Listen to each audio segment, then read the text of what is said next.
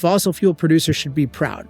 They should not be apologizing for using the best technology available to improve human life. Alex Epstein, we have been thinking about fossil fuels and energy as a zero-sum game. You explained that actually using fossil fuels could benefit both the Earth and humans? Well, I would say I don't want to save the Earth from human beings. I want to improve the Earth for human beings. Well, so many people also say that the use of fossil fuels is immoral. The modern environmental movement believes that impact is intrinsically bad.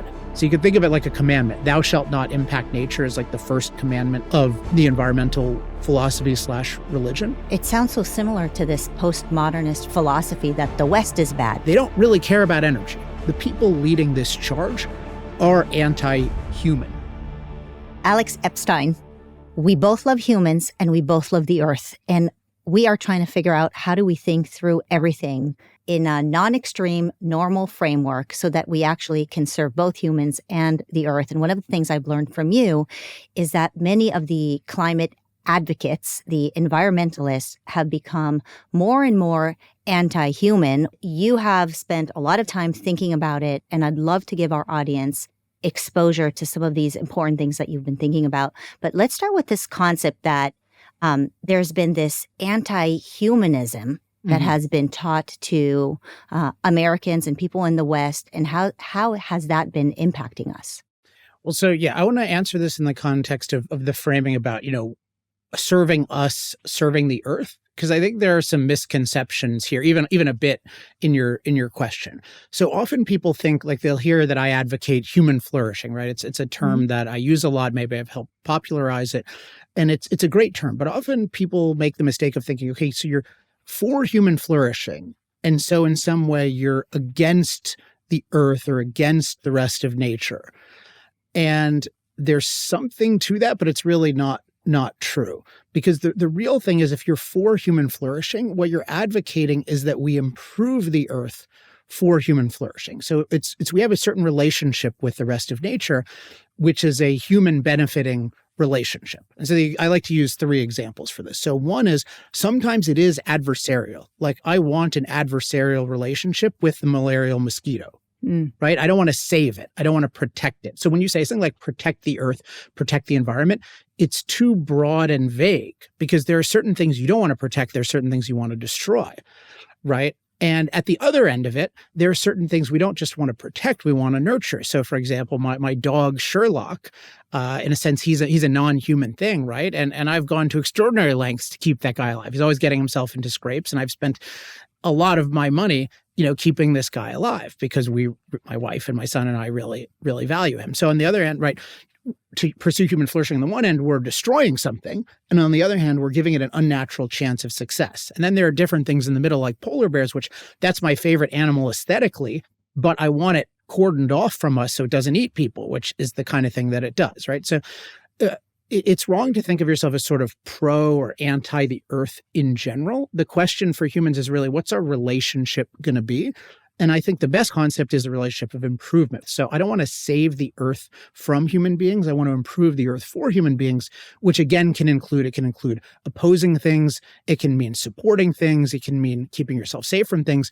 And most importantly, for purposes of energy, it really means transforming it, changing it in a way that benefits us. Does that make sense so far? When it comes to the issue of energy, which you started talking about, and specifically fossil fuel, we have been thinking about fossil fuels and energy as a zero-sum game. And that is that if you use more fossil fuels, you emit more CO2, you destroy the Earth, and therefore the Earth is losing out while humans are flourishing. And that's the zero-sum game that we have been taught. But you explained that it might not be a zero-sum game, and that actually using fossil fuels could benefit both the Earth and humans? Well, I would say it improves the Earth. Because again, like, if you say benefit the Earth, do you mean the malarial mosquito? Do you mean the polar bear? Do you mean dogs? Like, it's too vague a concept. So it's often like people will use the term, the common good, right? And they act like they know what they're talking about, but it's a very vague term. because it like, which individuals do you mean? And of course, every pressure group is always saying like the subsidies are for the common good, which means me at the expense of others. So it's a collective term. Now it's problematic when you're talking about humans because it's easy to justify, hey, I'm sacrificing some to others. You're not clear about what you mean. But when you're talking about interspecies, it's really dangerous to have a collective noun because again, you're combining things that you want to oppose, things you want to support, things you want to transform, et cetera. So with the issue of fossil fuels, the issue is really, do they impact or affect overall the earth in a way that benefits humans or that harms humans? Now, the narrative as presented to us is that it changes the earth in a way that harms humans because whatever energy it gives us is either not that important or easily replaceable by things like solar and wind, but it has a side effect of increasing the amount of CO2 and other greenhouse gases in the atmosphere, and that's leading to an increasingly menacing and catastrophic set of climate changes, right? So that's the narrative that they have. So they're arguing fossil fuels, it's not just zero sum, that they're actually making the earth a worse place for human beings to live. And then I'm saying that's all wrong because the energy they provide us is incredibly valuable. It makes everything better, including it makes us more resilient to climate, which is why we're actually safer from climate than ever. It has no near-term replacement. So if you don't have fossil fuels, you can't have a lot of energy for billions of people. And then the side effects are real, but they're quite easily addressed through a lot of energy. So one of the things about all forms of energy people need to get whenever they think about energy is energy can cure its own side effects, which most technologies can't do. So if I give you an antibiotic, I'm not prescribed, but like a doctor gives you an antibiotic, right? He says, okay, this is going to cure your infection, but it's going to give you this rash. You accept probably, hey, it's worth it to cure this infection, but I accept the consequence of the rash. Like the antibiotic itself can't cure the rash that it causes, but energy can actually cure its own problems usually. So if you imagine, well, fossil fuels, let's say they change the climate conditions in one location to be 10% more stricken with drought. Well, they can also give you the ability to irrigate, right, to alleviate drought. They can also give you the ability to transport crops. So if you're having a bad harvest, you can get crops from another place. And what we've seen net is we have a 99% decline in drought-related deaths over the last 100 years, even though certain people claim that there are drought conditions, more drought conditions in some way. So this is an example of energy can cure its own side effects, and you can't think intelligently about energy unless you keep that in mind. And we'll probably talk about a lot of different things, but the whole opposition of fossil fuels is in denial about the true value of energy, including that it can fix any problems that it causes. Well, I would imagine that when you say that you could use fossil fuels to fix the problems that it causes because you have innovation and you have the ability to then use fossil fuels to re-irrigate, et cetera, people would just still say, well, but that is not natural for the earth, and therefore it is bad for the earth, and therefore it's Which part is not natural? It is not natural to then go ahead and use fossil fuels to cure the problem that fossil fuels originally created, right? That's what you're saying. You can use fossil fuels. It might create a problem, but then you can also use fossil fuels to solve the problem. But why use fossil fuels to begin with, given that it creates a problem? And so the same argument applies to technology. Right. If you just, let's go, so fossil fuels are a type of energy. So first of all, every form of energy is going to cause problems, right? And any capability can be, the one thing is it can be misused, but let's just take even more broad than energy, technology. So think about all the problems that technology causes. So even if we're contemplating something like AI, which I think is going to be a huge benefit to human flourishing, but obviously that could be used in ways that, and I'm not talking about AI taking over, that's not a real thing, but that's a whole other discussion. But just even, people misusing it for military purposes and stuff. Yeah. Or computing technology, all of these things, they cause problems. They cause fewer problems than they solve, but they cause new problems that wouldn't exist without them. I mean, obviously, fossil fuel problems are sort of in some way unique to fossil fuels. I mean, fossil fuels bring about problems that wouldn't exist if you didn't have fossil fuels, but you wouldn't have all the solutions. So by their logic, we should have never harnessed fire, right? It's unnatural to harness fire because sure, it keeps you alive from cold. Sure, it allows you to cook your food. Sure, it allows you to have semi-modern agriculture, but it has smoke, and we wouldn't have as much of that smoke without our fire. So it's ultimately an anti-technology attitude, which is really an anti-human attitude. It's saying it's wrong, or I'll call it an anti-impact attitude, saying it's wrong for humans to impact the earth, And so their solution to any problem is to withdraw our technology and our impact and our energy versus use them in more intelligent ways. And I'm totally in favor of the latter. Well, if we think about it then logically, people would say, well, it just depends what the impact is. It comes down to numbers, right? How helpful are fossil fuels versus how harmful are the fossil fuels to human flourishing and to the earth? Do you have those numbers and some examples that can help us reckon? And I would just say it's also in the context of the alternatives, right? So it's like if you need to, so let's say one question is sort of in general, do fossil fuels positives outweigh the negatives? And then number two would be, well, is there anything that's more optimal, more efficient? Yeah, more efficient. And so, I mean, the answer to the first is it's just so absurdly large, the benefits compared to the negatives. And the second is, unfortunately, we don't have anything close to fossil fuels for the foreseeable future. So someday we will, probably with nuclear, but we're just very far off from that. So if you were to just take what are the benefits of fossil fuels relative to the negatives, well, maybe we can start with the benefits of technology and industrial civilization have obviously been enormous compared to the negatives, as you can see with what we call I call them the human flourishing hockey sticks. So you see these charts that look like a hockey stick. So, there's the blade of the hockey stick, right? And then there's, I guess, the shaft and then the blade. They look like this. So life expectancy, right? It's hovering around 30 forever. And then it goes up dramatically. Income per person, like this. And even the population the Earth is supporting is like this. So the normal narrative is the more people, the poorer we are, right? But we've shown is we can have way more people. So we've gone from, let's say, 500 million to 8 billion people. And yet our life expectancy has gone from, around 30 to around 70. So just think about that. It's more than double the, I won't talk about your age, but like I would definitely be dead by conventional life expectancy. Right? I mean, it's just amazing how much longer we live and how much more opportunity we have as represented by our income. So the world in general, this whole project of technology, industrial civilization has been amazingly beneficial to human beings. And life used to be terrible when we lived a more, quote, natural, low impact lifestyle. So we need to recognize that. So what's the role of energy in that? Well, my argument is energy is fundamental because what energy has done is it has allowed us to use machines to go from a very low productivity species to a very high productivity species. So without machines, we have manual labor and we can't do that much. That's why we were so poor. With machines, what we can do is we can delegate our physical work and increasingly with AI and computation, our mental work to machines to create value for us. My favorite example of this is agriculture, because this is really the thing that just struck me. Obviously, having food is very, very important. And we've just had this amazing transition where we've gone from something like 90% of the world, the people's time, right, is being spent on food, or that's the main profession. And people are generally very poorly fed and malnutrition is rampant and people get wiped out all the time from famines, where we have a very small percentage of the population focused on agriculture and we have totally plentiful food. So the core to that is machines. We have machines that can do way more work than a human. So a modern combine harvester, you could be running a combine harvester. Let's just even take a really good agricultural worker. They can run a combine harvester, and as good as they are on their own, they can reap and thresh 1,000 times more wheat.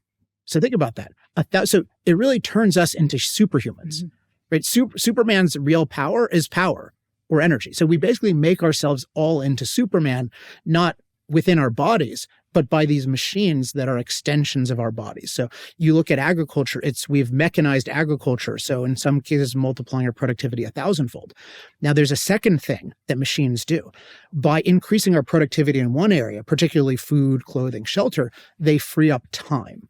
And the more time we have, the more innovation we have. So you may have heard of something called the Green Revolution, which is very different from the Green Movement, which is an anti-human thing. But the Green Revolution was a pro-human thing. There's a guy named Norman Borlaug who made a lot of different discoveries about different kind of crops and genetics and stuff like that.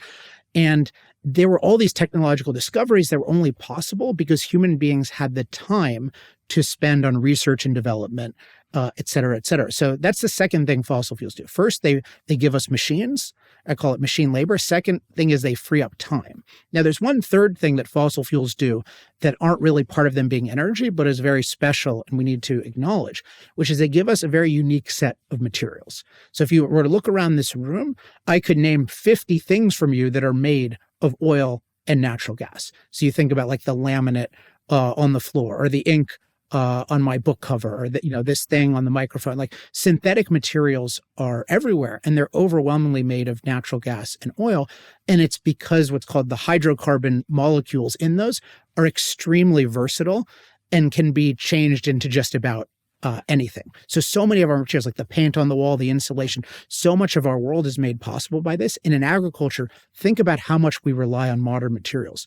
Just even with refrigeration, of course, that's a use of machines, but also like the plastic in the refrigerator, that's sanitary. The whole plastic is demonized today, which is so bad. But you think about just sanitation of food and how much plastic has helped that, how much we use in fertilizer. We use synthetic fertilizer that makes it possible to feed 8 billion people. That's derived from natural gas. So fossil fuels, as energy, they've given us machines and freed up time. And then as materials, they've given us these unique materials. And so they underlie everything in our world. So you ask, like, how good are they? Without them, we would not have anywhere near a 70-year life expectancy, because we wouldn't have all the machines doing all the work, and we wouldn't have had the time to do all the innovation, and wouldn't have had all these amazing materials that make our world so much safer and better. Alex, why has then there been such a fascination then with wind and solar and renewables, given these obvious examples that you give? I mean, none of the things that you describe are things that anybody would imagine that wind and solar would be able to produce. Well, people imagine it. They certainly imagine it with the first two. I mean, they imagine, right, is the idea of, instead of taking this stuff out of the ground and burning it in these heat engines. For electricity. Yeah. Well, so that's one distinction, is people don't have they don't realize electricity is a species of energy. It's not all of energy. But if you just think about that, people have this idea of, we'll just use the sun and the wind and we'll get it from nature. And they think of it as free, like Al Gore calls it free and forever, right? We don't have to pay for the sun. We don't have to pay for the wind. So that people have a kind of loose mental image of, let's just sort of take it in. Now, one thing people should question is, if these are so great, why aren't they being used very much? And in particular, why do they demand government preferences? Because I can give you, and I will give you, the technological reasons why they fail. But it's very revealing that people are saying, hey, we can do all this with solar and wind. And they'll actually say it's cheaper, right? Here's a study that says it's cheaper. Well, in normal life, if you can show something that is cheaper, you just make it on a free market and you sell it to people, right? Like if you have a better phone. Yeah, but their claim is that you first have to invest in it. You have to create the infrastructure. That's what they're claiming. They say it's cheaper now. And then they say it's cheaper now, right? They'll say, well, once you invest in it, then the prices will go down. So one thing is they conflate it is cheaper now, and then it will be cheaper according to my study. And you can never run those two together. I mean, imagine you're investing in a product.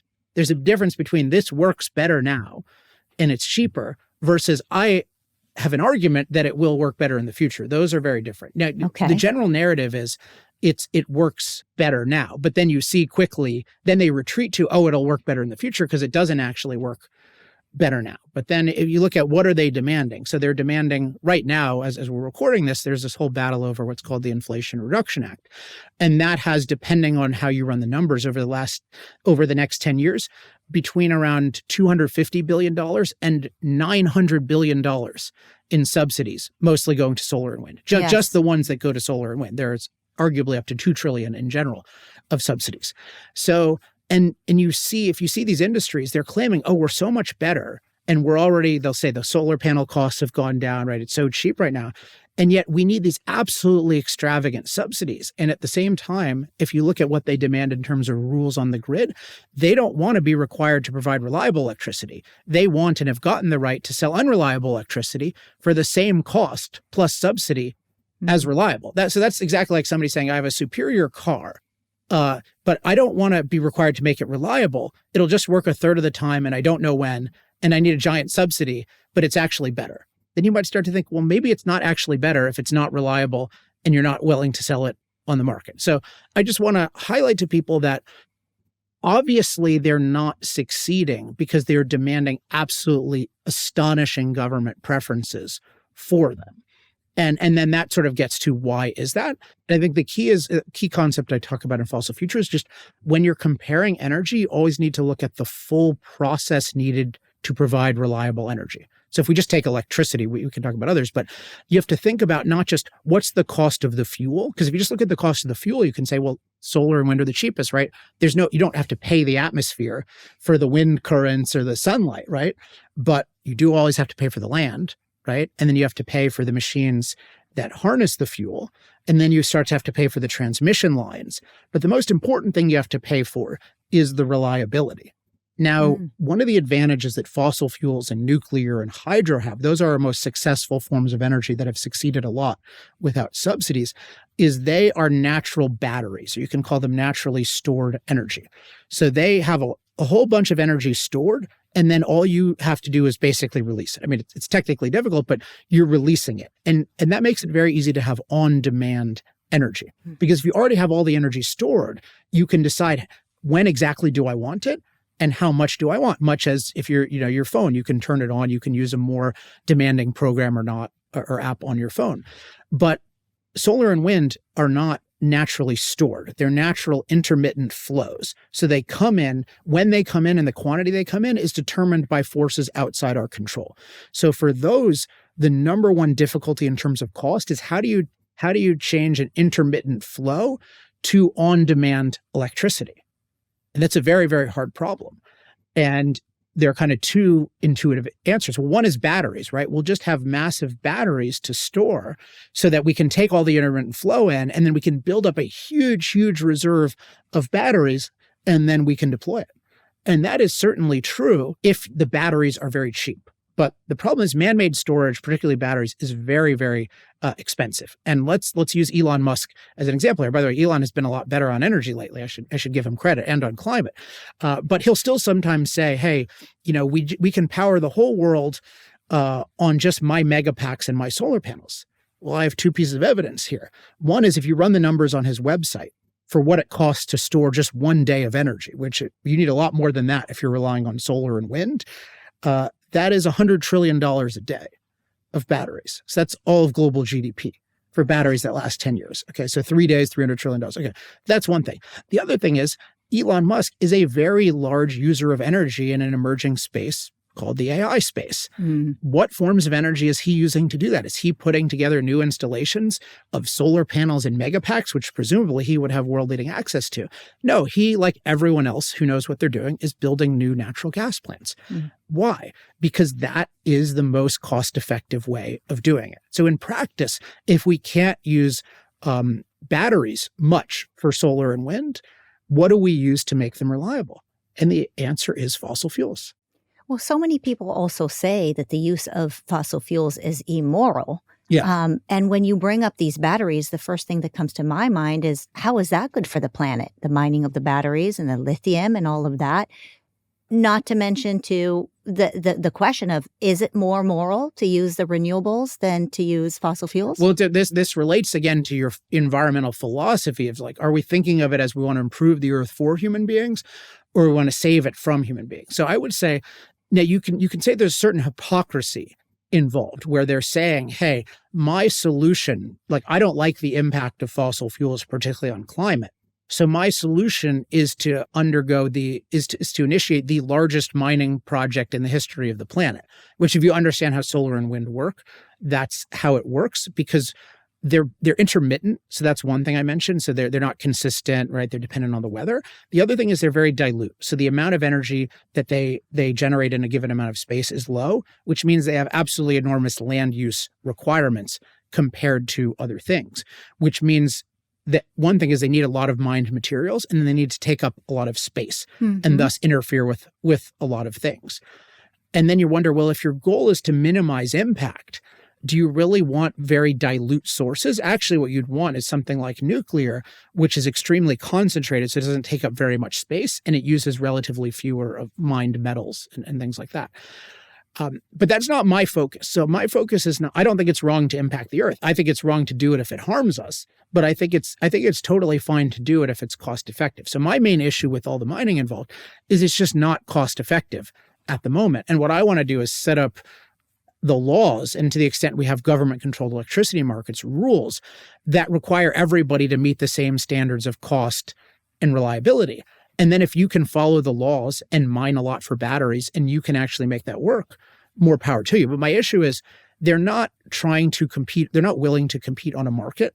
What they're trying to do is they're trying to destroy the competition, which is fossil fuels, which is the whole lifeblood of everyone on the planet, on the promise that they can replace them, but they're not even willing to compete.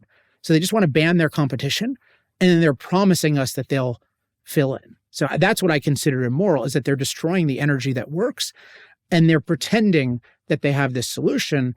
And then if you look at it, it doesn't make any sense because A, it doesn't compete on the market, and B, the mining requirements are just so prohibitive given anything that's remotely plausible, and then the reliability issues. So my conclusion is ultimately the people leading this charge are anti-human on a couple levels. One is just they don't really care about energy, because if you cared about energy, you wouldn't say, let's destroy fossil fuels and maybe come up with something, because you'd realize we can't live without fossil fuels. So you would never try to destroy it before a replacement. You'd make sure you had the replacement working before you phased out fossil fuels. So they clearly don't value energy, and all their arguments they can rapidly replace it are absurd and contradictory. Again, they're not willing to do it on a market, so they obviously can't do it. I think underlying that, so you could ask, well, why don't people care about energy? Sometimes is they don't know, but the leaders, I think, do know. And this also explains why they're anti-nuclear, a lot of the leaders, is the people who really oppose energy think it's immoral because it allows us to impact the earth so much to improve our lives. So they think of it as, I think of it as energy allows us to transform the earth to be a better place for humans, including we can enjoy more wildlife and we can have cleaner technology. We can do all these things through more impact. But the modern environmental movement says impact is bad. The modern environmental movement believes that impact is intrinsically bad. So you could think of it like a commandment. Thou shalt not impact nature is like the first commandment of the environmental philosophy / religion. So they think it's wrong. So I'll give you an example. Bill McKibben, who's one of the leaders of this movement, he's this kind of journalist, quasi-philosopher, and he put it as, he was talking about rainfall and how, humans might have affected the rainfall. And the way he described it as, the rainfall was contaminated, not because it's worse for human life. Like even if the rainfall is better, if we influence it to be better, he called it a steer, not a deer. Mm-hmm. Like it was branded. So it's just the idea if a human impacts it, it's bad. It's just bad because we do it.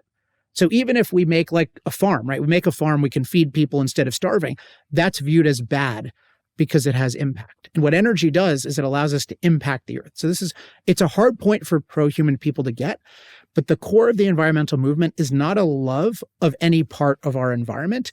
It's a hatred of our part of nature, because it's always about us, right? It's not about, it's just about minimizing or eliminating our impact. So it's the view that we're a uniquely evil species whose impact on the world is bad and needs to be eliminated. That's the only way, if you know how valuable energy is, you can be against it. They think it's intrinsically wrong for us to have farms and factories and airplanes and stuff because we're changing the planet to improve it by our own standards. And their view is you have no right to do that. It sounds so similar to this postmodernist philosophy that the West is bad, right? And so you have to hate Western civilization and you have to constantly apologize for being in the West, for being pro-West. Yeah. It sounds very similar to what we were teaching our kids in schools.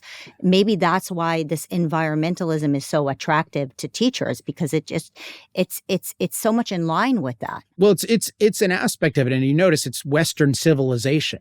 So really, this is just isolating. There's an anti-civilization thing, but it's against the industrial part of the civilization, which is the energy powering large-scale industry. I know, like Douglas Murray, he has a good book, The War on the West, and I think he's very good at ferreting out how you always have these superficially pro-human criticisms of the West that are really motivated by anti-human causes. So in my issue, it's like, they're like, I care so much about people's safety from climate, therefore I hate fossil fuels. I'll say, okay, well, have fossil fuels made us safer from climate or more endangered? Would you rather be alive in today's climate or 100 years ago?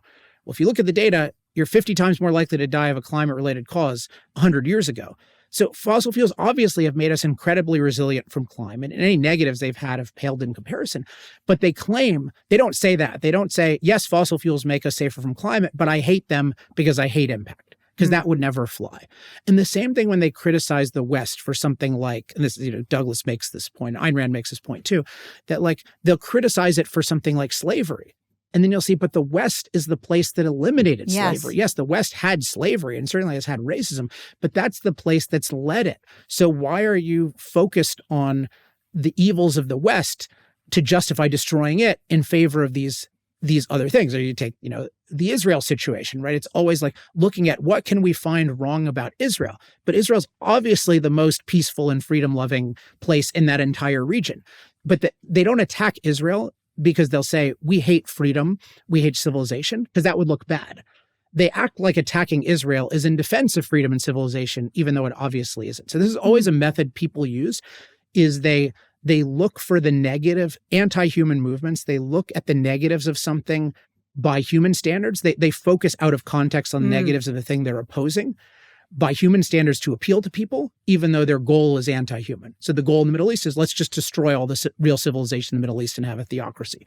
Or with civilization in general, let's destroy Western civilization and replace it with all the inferior civilizations. Right. And with fossil fuels, it's let's just destroy energy as we know it and replace it with imaginary green energy. But the real focus is on the destruction, because all the things you could find fault with about fossil fuels, you could find more fault with the alternatives, mainly because they don't work. So what happens now? I can see how the previous administration would fall into this trap of the oppressor versus the oppressed, or the attack on Western civilization, or this idea, that fossil fuels are destroying the earth. It fits their philosophy. What about now? I know that you wrote an entire research paper with specific concrete ideas of what should be done, right? There are 112 steps. So what are the main steps that you're hoping to see the administration actually implement? And are they actually listening to you? Do you like what you're seeing now? Yeah, well, I think it's tricky to say the exact relationship with me. What I would say is if you look at the energy leadership, they're very aligned with the ideas I've been advocating for a long time and continue to advocate. So I think that, I'm by no means an uncritical supporter of the Trump administration and everything they're doing. But in energy, it's largely been extremely, extremely good. But we should talk about tariffs because that is undercutting it. But if you look at, say, the picks for, even in terms of the people I recommended, not that I decided it at all, but Doug Burgum was my number one person that I recommended for Interior. And it's because, I know him. I know him personally, but also have just seen what he's done. And he's somebody who's very, very skilled business background, very good at management, did a lot of impressive stuff in North Dakota, and really gets how much the anti-development / green movement is impeding progress. So I thought that would be a really good person to have there. And then Chris Wright is the one I know best. I've known him for a long time. We've actually been on debate team together before, debating people. And he's the one who just philosophically, we've just been aligned for a very long time in terms of this pro-human philosophy, thinking about climate in a very realistic and contextualized way, not just looking at climate negatives and exaggerating them, but looking at them realistically in context. So it's very exciting to have him as Secretary of Energy, both because of the mandate of Department of Energy, but also because it's a big bully pulpit for communicating with the world, which I think he's done a really good job at. And then Lee Zeldin, I didn't know before, but he's been really impressive in terms of just how aggressively, in a good way, he's taken on EPA. And of all those agencies, arguably EPA is the one that has been most destructive. So, I've talked to him a couple times, but just seeing what he does, more importantly, they're really trying to take on the most, basically all the stuff I think is bad. So if you look at the stuff that I proposed, a lot of it they're doing. And that's not at all to say that they're doing it because I said it. It's more saying, I think it's a very aligned direction. And certainly I have a pretty significant team at this point. Certainly I make myself and my team available to help these guys in any way that I can, as long as they're doing pro-freedom things, which in most cases they are. So I don't know if you want me to talk about what I think the priorities are. If you consume any of the media, then you come out with the impression that the EPA is under extremist leadership right now, where they're shutting down important offices. We're now going to breathe polluted air. People are going to start having asthma attacks. 200,000 people might die from polluted air right now. I mean, it's really overwhelming what's being thrown at us as consumers. You're an outsider. Obviously, they're not going to listen to everything that you have to say, but you can be critical about what they're doing, or you can say, let us know if what you think they're doing makes sense. I'll certainly tell you what I think of them when they're doing good and bad. I mean, as with the tariffs. Yeah. So is it okay to shut down the Office of Atmospheric Protection or the Office of Air Quality Planning Standards? I mean, air quality, it sounds pretty important. The way I think it's framed right now is, there are these groups saying you'll kill whatever 200,000 people, and then EPA is saying, no, that's definitely not true. I would put it much more extremely. If we don't do these changes, we're absolutely killing countless people. How? Because this relates to, I think there are three fundamental changes that are needed right now in our government. And so I'll just talk about the one relevant here, which is the government needs to do cost-benefit analysis with regard to environmental risk. So this applies to nuclear, and it applies to more conventional types of emissions like air emissions and water emissions. Like, it is absolutely essential. Remember, I said how important energy is. Like, energy solves its own problems. That's more broadly true of technology and industry. Anytime you are restricting the emissions of some form of technology or the risk, you have to recognize that there is a big cost to that, because you have to do it in a very precise and thoughtful way. So the example I use just historically of fire, right? If you said, well, fire has particulate pollution, so let's not use that. Okay, well, then everyone's going to die prematurely because of lack of fire. And certainly the way people used fire in the past has infinitely more particulate pollution than anything we're ever exposed to. And yet it was worth it because the life-sustaining technology required that emission. So at any given time, what you have to do is you have to look at what are the benefits of the technology, and then how can we minimize the side effects, not eliminate. You never can eliminate, but how can we minimize it in a way that doesn't do more harm than good? And so the charter of zero emissions makes no sense. That is a death sentence. And there's problems with, so I think within the law, EPA is doing the right things. There are deep problems with our laws, particularly the Clean Air Act, that need to be changed by Congress, because the Clean Air Act does not really, for the core stuff, allow you to consider the cost of its regulations. But just think about that. So you could say, like, hey, I want zero, what's called PM 2.5, particulate matter 2.5. Like, I can make up a study that says even the tiniest levels are harmful, which is bogus, but let's say you can do that. Well, then you could justify literally killing every American by the logic of the act, right? If you can't consider the cost of a regulation, and you can only consider the quote benefit, you can do infinite damage. And this is what's happened in nuclear, and it's what's happened largely with EPA. Is what they'll do this two-part thing. One is they'll ignore the cost, either because they legally can or even where they're required to consider it. They will dramatically understate the cost of the regulation, and then they'll overstate the benefit. So what you're seeing in this claim about 200,000 lives is both of those things. Because the truth is, the cost of these regulations right now that EPA is trying to undo is just unimaginably large in terms of how productive we could be, also in terms of how it affects our national security. Because if you're trying to reduce particulate levels to we're way below Europe already, you try to reduce them to minuscule levels, even often below background levels. So there are places where there's just naturally more ozone, and they say nature violates it. Okay, well, what does that even mean, right? Nature violates it, and so that basically means you can do no industrial activity in that area. This is just incredibly, incredibly destructive. But EPA in the past has just totally cooked the books to pretend that restricting all this industry has no cost, often just lying that solar and wind can why would replace they it. do that? I mean, it just sounds so extreme. There are that many anti-human people in government. But it's this narrative of the people, the ideologues that you might call it, they think impact is bad. So they're always just looking for ways to reduce impact. And guess what? If you want to get rid of human impact, one of the best things you can do is tell mothers and fathers, hey, your son is going to get asthma. Yes, but if we do scary. this, it's like your son is going to get asthma. And if we pass this regulation, if we don't pass this regulation, if we do pass this regulation, your son is going to be healthy. Whereas in reality, I mean, asthma is very multifactorial. Asthma rates have generally gone up as we've had less particulate pollution. So connection with asthma in particular. But the issue is the levels of particulate we're talking about in the vast majority of the U.S., you cannot really show any health benefit to reducing them even more. But the health harm of restricting them is enormous. What is the number? Like if you look at these studies, which we've done a lot on PM 2.5 and stuff, they have to just move heaven and earth to try to show some very loose correlation. You know what has an incredibly strong correlation to health? Wealth and having a job. Right? Those are and this is what they've done is they've made us a lot less wealthy and they've destroyed all these industries, which just lead to incredible health problems. And they act, but it's in the name of these minuscule air things that do almost nothing. And then if you really cared about them, just put an air filter in your house. Like that's how you actually deal with them. We spend most of our time indoors, just use an air filter. So it's not about the harm. It's about using the fear of harm and the ignorance of the benefits of fossil fuels and other things as an excuse to destroy it. But most people don't realize what's happening. So they think it's protecting us. So we need a holistic view of health where we have to see industry is the best friend of health. That's the core you need to see. And then within that context, yes, you want to reduce any preventable emissions that are truly harmful. But it has to be both of those. You have to be preventable without doing more harm than good. And you have to recognize at certain levels, basically every substance is harmless.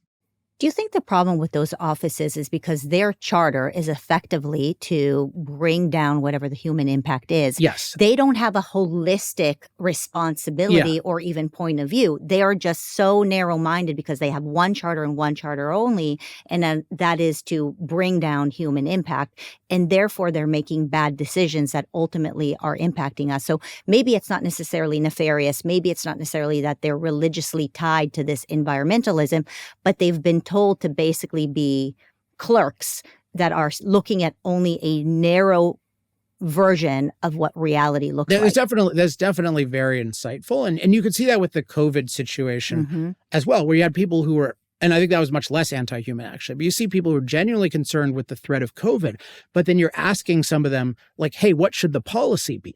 But wait a second, if you're an expert in infectious diseases, you're not an expert in what the policy should be. You need to inform the policy, but we also need to know what are the risks of shutting down all of life. Right. What's going to happen to the children? What's going to happen to the schools? What's going to happen to and health, the business, the health? Exactly. So yes, I would say the EPA, the way it was set up was non-ideal. And then some of the key legislation, again, particularly the Clean Air Act, is not set up properly. What I would say that Zeldin and his team are doing that's very good is within the confines of the law, they're looking at these issues as holistically as possible and trying to be as precise as possible about the science, whereas I think the predecessors did not look at it holistically. And when they were required to, they distorted it beyond all that. I mean, let's just take one example of the power plant rules, which are defended in this idiotic claim that we're going to have 200,000 people die by 2050 or whatever it is. The power plant rules literally but they required a level of what's called carbon capture, so capturing CO2 that exists nowhere and can't exist anywhere cost effectively. And they said that if coal plants cannot meet it, they get shut down. So that's about a sixth of our reliable electricity right there in a world where we need a lot more electricity right now. We're already having problems. And that you can't build any new natural gas plants unless you meet that standard. So it was basically outlawing reliable electricity. Now just think about what a blackout means for a week, right? Think about the absolutely catastrophic cost to human health of not having a reliable grid in terms of blackouts, in terms of the supply chain, in terms of hospitals working. I mean, think about like respirators, ventilators. You think about having somebody tied to an unreliable grid. And they attributed basically no cost to that.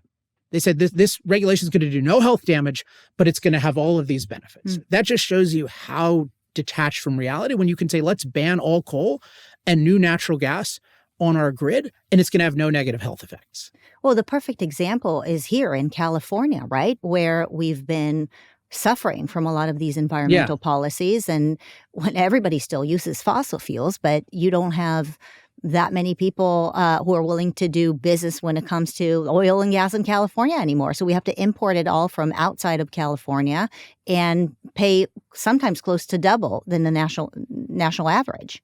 Yeah, in terms of gasoline, but more broadly in terms of industry, like who's starting, like are a lot of people moving their data centers to California? Right. Is Elon, like, I mean, look at even, Elon Musk and other people moving out of California. So you imagine what does that do for our standard? So obviously, yes, gasoline prices are higher. electricity prices are way higher and going up.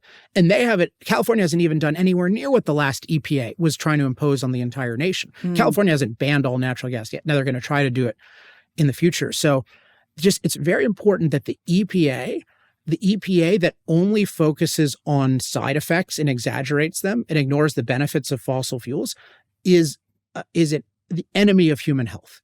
People have to get that. Unless you take what you call the holistic look, which is a good way to think of it. Like if you do not look holistically at industry and health, you absolutely kill people left and right. Do you think the California fires had something to do with global warming or human impact? I mean, that's one of the reasons why they're trying to put more regulations here in California. So I find this to be a very disingenuous view. So you said if they have any effect. I think we have some effect on climate, so it has some effect in some way. But if you look at the issue of fire and safety from fire, I think two things are quite obvious. One is that any climate changes are a fairly minor factor that is totally outside the control of any state, and that there are major factors that we have direct control over. So it's very important. We do not have control over global CO2 levels, even in the United States, let alone in California. So we're about 1/7 of the world's emissions. That share is declining as the developing world uses more fossil fuels, which I think is a good thing. But short of starting World War III to far greater and killing everybody, we don't have control over CO2 levels. So everything people are saying in terms of their policies, these are things that are going to affect things, maybe 2 generations in the future or something like this. So that's not going to solve, if you're worried about your house burning down, that's not a near-term solution for Gavin Newsom to ban fossil fuels and electricity by 2045, or that's more or less what he's done, right? So it's very disingenuous, I think, to focus on the factor that you have no control over. And it's pretty obvious if you think about how these fires start and how they progress and how they finish, that it's not that it's a degree or 2 warmer and there's nothing we can do and it's guaranteed. So just look at, every fire there are 5 things we can obviously handle much better. And let's take the LA fires. So ignition. All fires have to ignite. In Southern California in particular, the vast majority of fires are from human ignition. And in particular, things like arson and then accidents, particularly involving the homeless. And we could crack down on that a lot more than we do. And we're not. So already you're having that. I mean, I was testifying last week about fires and insurance and stuff. And the woman put there by the Democrat side was from, I forget what it's called, but the Clear Lake area and Lake Valley. And the major fire that had destroyed the homes, was it initiated by the evil climate? It was initiated by a faulty outdoor hot tub installation. Oh, God. So it's crack down on human ignition. That's what you would do. You want to, particularly in Southern California, that's what you want to do. Now, number 2, maybe the most significant factor is what's called the fuel load. So this is basically how much burnable biomass is there. And this is where the green movement has just been a mass destruction movement, because they just allow in all kinds of different areas the accumulation of brush in different kinds of ways. So they've been against logging, against controlled burns, against mechanical thinning. And as a result, you have all of this dead wood debris build up, and that becomes just this incredibly high energy in a bad sense phenomenon. That's because we have this anti-impact philosophy that says we shouldn't manage it. Whereas the pro-impact thing is we got to manage this so that it needs to be a benefit to human life. It can't be a threat. So we don't crack down on ignition. We let the fuel load go out of control. Number 3 is proximity. We can decide where we build, right? And yet we encourage people to build in very endangered places, in part because we have terrible insurance policies which underlie all these, because we basically subsidize insurance. So then we don't have people take on the risk. People don't recognize the risk, so they're not responsible themselves, and they don't hold the government accountable because people are going to pay for their stuff. Then there's number 4 is fire resistance. So a similar thing. We don't do nearly enough in terms of fire resistance, given the risks that the government has created. And then 5, and this was particularly embarrassing with LA, is just having robust response, where you can respond quickly. And we didn't have the right water facilities and we're underfunded and stuff. But the ignition and the fuel load and the proximity, you can do so much with those. So to spend any energy on maybe it was 1% more likely because of the amount of CO2 in the atmosphere, which we have no control over, that's totally disingenuous. We know that if we engage in what I call climate mastery, so using our capabilities to make our environment safe with wildfires, we can be safe from wildfires, out of control wildfires, anywhere. And we're in a very fire-prone place. So we need to be on top of climate mastery, and we're at the bottom. I mean, we're worse than the primitive peoples were hundreds of years ago. Wow. At least they knew to do controlled burns. And they didn't even worship unimpacted nature as much as we do. How do we reverse this? PragerU we try to do what we can. Mm-hmm. All of this environmentalist religion is in the schools. I taught it when I taught fourth grade. I taught Al Gore's Inconvenient Truth. I oftentimes confess, but really I love the earth, so I had no idea what I was doing. And I know you're trying to do what you can do on the policy level. Mm-hmm. But for people who are listening and are learning about some of these details, and there are a lot of details, so it can get overwhelming. If they're learning about it for the first time and they want to get more equipped and more educated, where do you suggest that they go? Obviously, there's your book. What are other ways to just learn the truth and then also get involved and make sure that we get more reasonable about the choices that we make? Well, I'll give resources first, but then I'll give a kind of mindset. So a lot of my focus has been creating easy-to-use resources. So one of them I have is called energytalkingpoints.com. And the goal of that is to take every issue we've covered today and a million others and give you very digestible talking points that you can use and understand. So everything there is the length of a tweet. And there's thousands and thousands of these things all available for free. So that's one thing. And these are used, by the government, used by others. I guess number two is part of that is, I have a new thing called Energy Freedom Fund that I set up. But in part, I wanted there to be an advocacy and lobbying group that was supporting pro-freedom policies, not any given industry.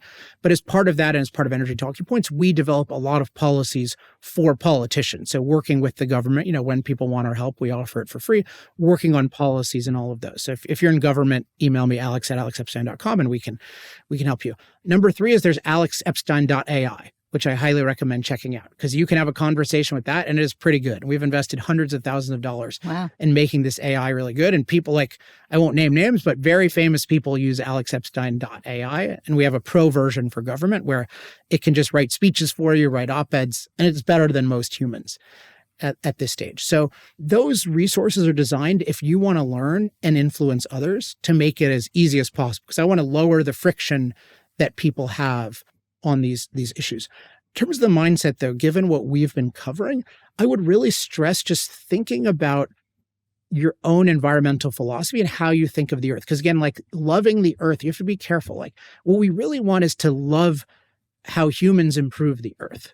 We want to love in a sense, it's a humanized earth. We make the earth a better place, and to really get that and to get rid of this idea that our impact is bad and evil, et cetera. I had this energy conference recently and our capstone speaker was Jordan Peterson. We had a long discussion, he and I, and we had a lot of industry people there. And his focus was really, I think, dead on how the industry in particular just projects all this guilt. And they have so much guilt.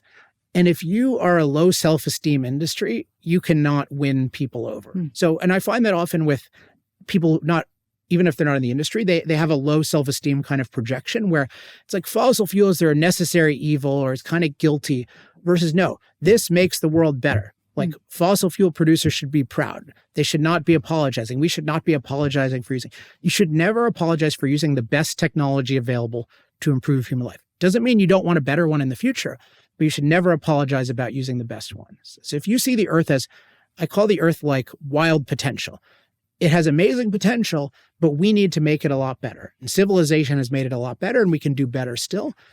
So if you think of it as human beings using fossil fuels are making the world a better and better place to live, that core self-confidence about the earth and about fossil fuels and about humans is very contagious, and it's very neutralizing of enemies.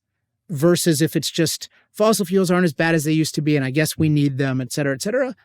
And maybe the last example is I wrote 2 books. One is called The Moral Case for Fossil Fuels, and one is called Fossil Future, Why Global Human Flourishing Requires More Oil, Coal, and Natural Gas, Not Less. Those are both very positive in your face. What if I had written a book called Fossil Fuels Aren't as Bad as You Think? Or Fossil Fuels Aren't as Bad as They Used to Be? Would anyone read that? Would those books be bestsellers? No. So often when you're being attacked, if you're in the right, the best solution is to have total self-esteem if it's deserved, not to accept their worldview, not to start from, we're destroying the earth, but not as much as you think. No, we're improving the earth. That's a total that's like a Copernican revolution in how we think about our relationship. I love to the that earth. philosophy because it applies to so many other things that are obviously true. Like Yeah. stop apologizing about being an American patriot, right? That has totally changed the energy in our country or about Western civilization. Or the Israel thing. Like, I mean, people get mad at me for this, but it's like, they're like, oh, Israel's trying to take over the whole Middle East. It's like the Middle East would be so lucky if Israel tried to take it over. Like Israel's obviously superior to the rest of the Middle East. So it's just this view of, but you see this with the Israel issue too, which I'm not as much of an expert in, but it's an obvious sort of black and white issue of freedom and civilization being attacked in the name of freedom. Right. In well, civilization. Being unwavering about the truth is always a winning proposition. And I think at the end of the day, we need to remember that our adversaries are going to make us cower in the face of the truth. But when we don't, that's when we win. And I think you've been doing a great job changing the conversation and the narrative around fossil fuels. So super proud of your work. And well, thanks I can't for having wait. all these videos. I'm gonna have another AI chat with you on your website without you even having to come into the office now. You should. Right. You should. Yeah, that'll alexepstein.ai. I love it. Well, thanks for coming in again. And hopefully we'll bring you on. We'll talk more about AI next time. All right. Thanks a lot.